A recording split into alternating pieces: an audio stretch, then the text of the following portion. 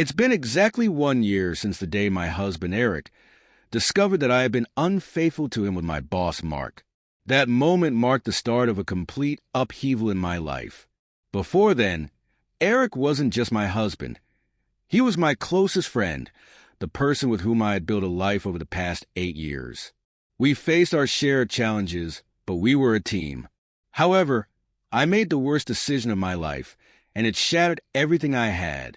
I had been sneaking around with Mark for several months, meeting him in secret. Our affair had remained hidden from Eric, and that morning, I thought I was safe. Eric had left early for work, so I assumed I had the entire day to myself. Mark came over to our house, the home that Eric and I had built together, and we were in the middle of something when the unexpected happened.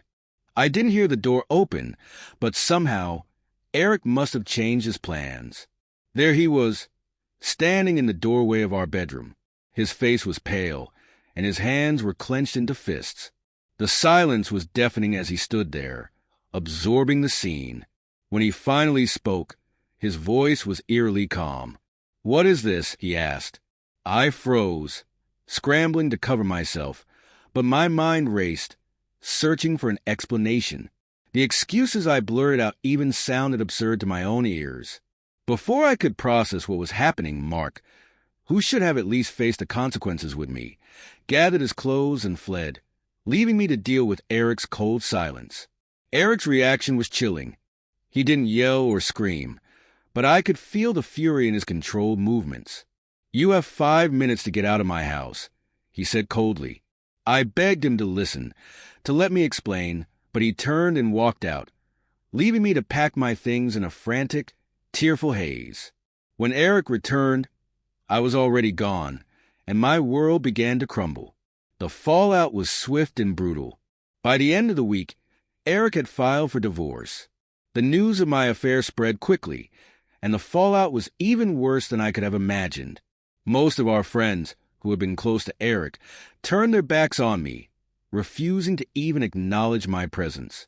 My family, though less vocal in their rejection, were ashamed of me and refused to take my side. Mark, on the other hand, wanted nothing to do with me. When the scandal broke, he distanced himself so completely that I was left alone to face the consequences of my actions. Not only had I lost my marriage and the people I thought were my friends, but I also lost my job. A month after the scandal broke, Mark, my former boss, fired me. He claimed it was too complicated to have me around, but I knew it was just his way of severing all ties. I went from managing high-profile accounts to serving coffee and burgers at a local diner. The humiliation was unbearable. I had gone from being in charge of an entire firm to cleaning tables in a greasy diner. But I had no other choice. In the months that followed, I struggled to rebuild my life. I found a small apartment and tried to make ends meet.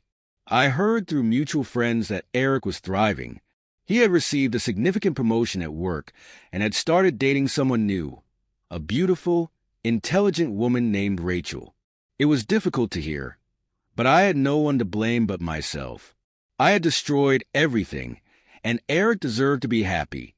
About 6 months after the divorce, strange things started happening. I was living in my small apartment when my landlord informed me that my rent was going up significantly.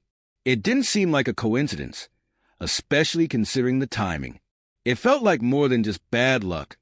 My life had been turned upside down, and now even the smallest things seemed to be working against me.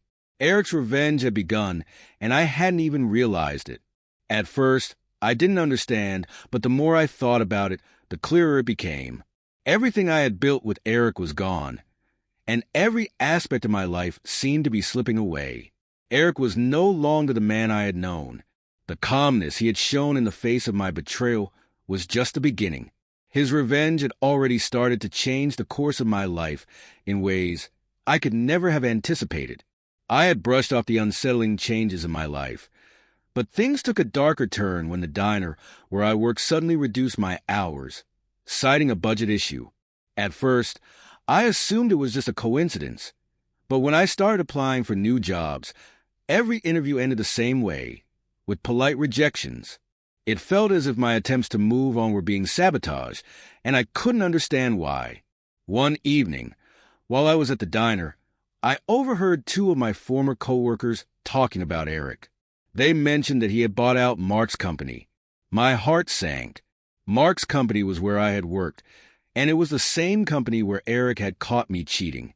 I stood motionless, trying to comprehend what I was hearing. Eric, who had always been driven and ambitious, purchasing Mark's company felt far more significant than a mere business decision. It felt deeply personal. Slowly, the pieces began to fall into place. This wasn't just a business maneuver. It was calculated retribution. Eric had mobilized his wealth, influence, and connections to methodically dismantle Mark's career. He took command of the company, reducing Mark to a powerless figurehead. But it wasn't just Mark who had become the target of Eric's vengeance. As I delved deeper, I uncovered how Eric had orchestrated the other misfortunes that had plagued my life. He had acquired the building where I lived, raising the rent without any prior notice. He had connections with the diner's owner, explaining my sudden decrease in hours. Everything pointed back to him. I couldn't continue pretending that I didn't know what was unfolding. I had to confront Eric to gain the answers I so desperately needed. One evening, I made the decision to visit him. His new home was a stunning 2-story house, embodying success. When I rang the doorbell, Eric answered, surprised but not angry. "Emma," he said, his voice calm, "what are you doing here?" Taking a deep breath to steady myself, I replied, "I know what you've been doing, Eric. The job rejections, the rent hike, my hours at the diner. It's all you, isn't it?" Eric didn't try to deny it. Instead, he stepped aside, motioning for me to come in. He appeared almost attached, as if he had been expecting this moment. We sat in his living room, and as he spoke, everything became clearer. "Yes," Eric admitted, "I made things difficult for you, Emma, but it wasn't out of hatred. I wanted you to experience what it feels like to lose everything. Everything you care about, to have the rug pulled out from under you, just like you did to me." I sat there, stunned, struggling to process his words. "Mark," I asked, my voice barely a whisper. Eric's smile was faint, but it held no warmth. Mark thought he could take what was mine and get away with it. I made sure he learned otherwise. His company is mine now. He works for me, reporting to people who know exactly what he did. It became clear that Eric wasn't simply seeking justice. He was seeking closure. "I don't hate you, Emma," he said, his expression softening. "I don't even think about you anymore. But I needed closure. And now I have it." Tears began to stream down my face as I absorbed the weight of what I had done. The man I had betrayed, the trust one had shattered, the deep pain I had caused. I had hurt a good person, and now I was facing the consequences. Later that night, I returned home and stared at my reflection in the mirror. The person I saw was unrecognizable. But for the first time in a long while, I felt a spark of determination within me. Eric had moved on, and I realized it was time for me to do the same. I began attending therapy, not just to work through my guilt, but to rebuild my life. I enrolled in community college, hoping to start a new career and find a new path forward. I knew things wouldn't change overnight, but it was a step toward healing. A year later, I learned that Mark had left the company and relocated to another city, a broken man. Eric, on the other hand, had married Rachel, and they appeared genuinely happy together. As for me, I was still rebuilding. I had found a new job, made new friends, and was slowly learning to forgive myself. Eric's revenge had irrevocably altered the course of our lives, his, Mark's, and mine. Though I would always carry the weight of my mistakes, I had learned one important lesson.